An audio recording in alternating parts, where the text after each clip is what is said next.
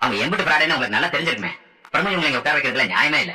அவங்க மேல இருக்கிற தப்ப மறைக்கிறதுக்கு இவங்க மேல போய் கம்ப்ளைண்ட் கொடுத்துருக்காங்க மேடம். இவங்களை விட்டுருங்க மேடம். இங்க பாருங்க மேடம், நானும் சொல்றேன், என் சம்பந்தி குடும்பம் ரொம்ப ரொம்ப நல்ல குடும்பம்.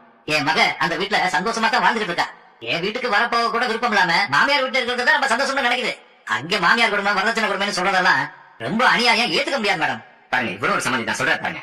சார் எல்லாமே எனக்கு புரியுது. ஆனா இனிமேலுமே நீங்க கொஞ்சம் யோசிச்சு பார்க்கணும்ல. அவ்வளவு ஸ்ட்ராங்கா கம்ப்ளைண்ட் கொடுக்கும்போது நாங்க எஃப்ஐஆர் போட்டுதான் ஆகணும்.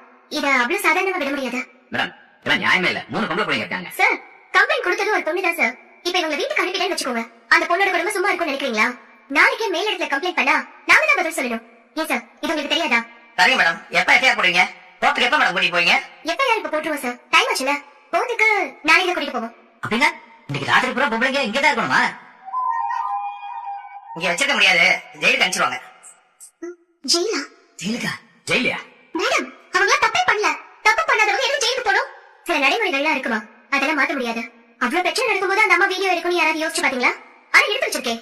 அதே மாதிரி குற்றம் சாட்டப்பட்டவங்களை நாங்க வெளியே அனுப்பி அந்த வீடியோ எடுத்தா நாங்க என்ன சார் பண்ண முடியும்? நாங்க ஸ்டேஷனுக்கு போனோம், கம்ப்ளைண்ட் கொடுத்தவங்க எல்லாரையும் போலீஸ் வீட்டுக்கு அனுப்பிச்சிட்டாங்கன்னு சொன்னா நாங்க தான் பிரச்சனை மாட்டுவோம். உங்க பிரச்சனையை பத்தியே பேசுறீங்களே தவிர அந்த குடும்பத்தை பத்தி யோசிக்கவே மாட்டீங்களா? எல்லாரும் பத்தியும் தான் சார் யோசிக்கிறோம். லேடிஸ் விடுறதுக்கு வாய்ப்பு இருக்கா இல்லையா சொல்லுங்க மேடம்.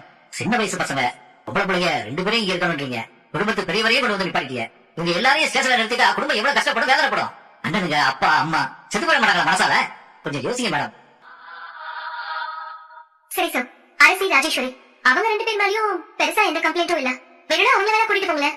அப்ப கோமதி சார் அவங்கள எல்லாம் விட முடியாது. மேடம், அத்தைக்கு சுகர் இருக்கு மேடம். அவங்களால ஒரு நாள் கூட ஜெயில மேரேஜ் பண்ண முடியாது. கொஞ்சம் புரிஞ்சுக்கோங்க. இந்த காலத்துல ஆளாளுக்கு ஒரு பிரச்சனை இருக்கதாம செய்யுது. சார், உங்களுக்கு வேணும்னா அரசி ராஜேஸ்வரி இவங்க 2 பேர் மட்டும் நீங்க கூட்டிட்டு போங்க. இதை தவிர வேற எதுவும் எங்களால பண்ண முடியாது. மத்தவங்க எல்லாரையும் போட்டுல பாத்துக்கோங்க. ப்ளீஸ் கொஞ்சம் யோசிச்சு பாருங்க. கிளம்புங்க சார்.